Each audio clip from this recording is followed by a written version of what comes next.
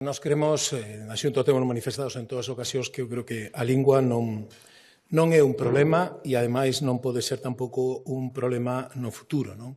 E creo, ademais, que as enquisas que están saindo, que foron publicadas, van neste sentido.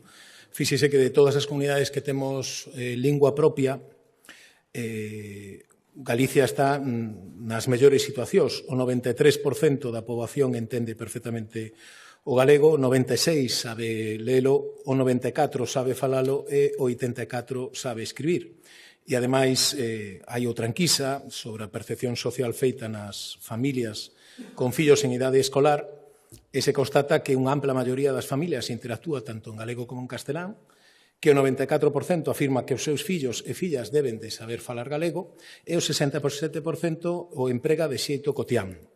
Con todo isto, na Xunta somos conscientes das necesidades de impulsar o seu uso e tamén o seu prestixio. Nos estamos traballando coa máxima disposición de poder chegar a acordos con todas as forzas. Foron outros os que se manifestaron claramente con liñas vermellas que non se querían sentar co Partido Popular.